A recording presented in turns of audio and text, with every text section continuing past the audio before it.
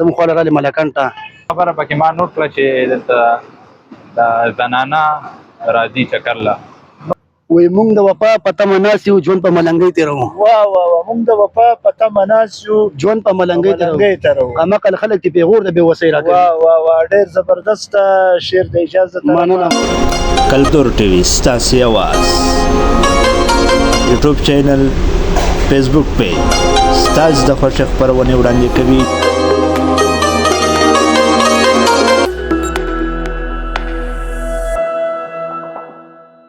السلام علیکم ورحمت الله وبرکاتو. جلیل شیرانی هم راغلی یو ملکن جبن له ډېر زبردست ښایسته موسم دی، ډېر ښایسته غرونه، ډېره شینوایي او ډېر زبردست ډېر سیلګري هم راغلي، ډېر خلک راغلي دي دلته.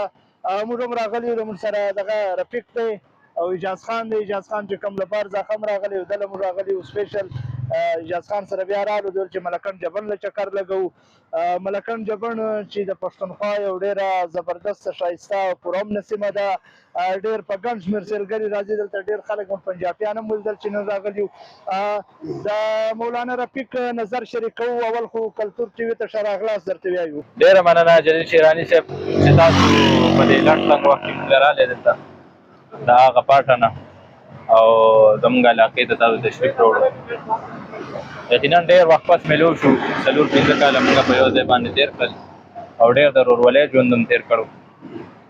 بیا ټول خواره واره شو، اجاز پکې لاړو دوبۍ ته او نور خلک هم خواره واره شو، نو ډېر وخت پس موږ میلو شو. او د ملکن جبن په واره خلکو ته څه پیغام لري؟ یاره ملکن ډېر ښکلی ځای دی، د چکر ځای دی، د سیل ځای دی او موسم هم ښکلی دی.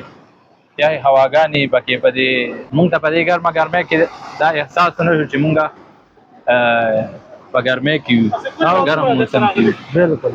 او ډېر ښکلی موسم دی دلته. خو یوه خبره پکې ما نوټ کړه چې دلته د زنانه راځي چکر له، نو خیر په کار دی دا دې شي چکر دې ووایي، خو پرده دې راشي او یو ښکلې طریقې سره یې راشي، د هغې هم حق دی، د هغې هم چکر ووهي. خو لکه په یوه صحیح طریقه باندې چکر وهل پکار دي چې هغې نه مطلب ماحول نه خرابېږي. او چې نور ښکلی ځای دی، د لرې لرې علاقو نه خلک دلته راځي او تاسو به خپل هم ولیدل چې ډېر زیات خلک راغلي وو.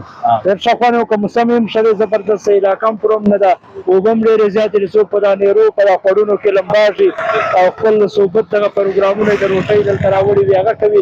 اجاز خان دی. اجاز خان کلتور ټي وي ته ښه راغلاست. ډېره مننه جلیل صاحب چې تاسو په دونه قیمتي وخت کې موږ له هغې پاټه نه راغلې او شهزاد صاحب او مولانا صاحب رفیق صاحب ډېره مننه چې تاسو زموږ خواله راغلې او زموږ میلمانه شوئ. په دې باندې د زړه د کومې نه تاسو ته هرکلی وایم. ډېره مننه.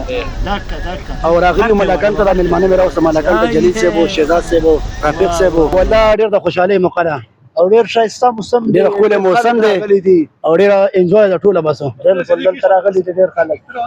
راسه لکه شهزاد. ډېره مننه جلیل صاحب، ډېره مننه. السلام علیکم جلیل شیرانی صاحب، ډېره مننه تا موږ له وخت راکړو دومره او پاتې شوه. موسم خبره ده، د ځای خبره ده، ښکلی ځای دی زموږ چې کوم دی نو د پښتنو ثقافت دی دلته ښکلی، هغه خپل ماحول دی، سکون خپل ماحول دی. دا خبره چې د یاد عزت یارۍ دوستۍ ماحول دی او موږ ټول ملګري راټول شوي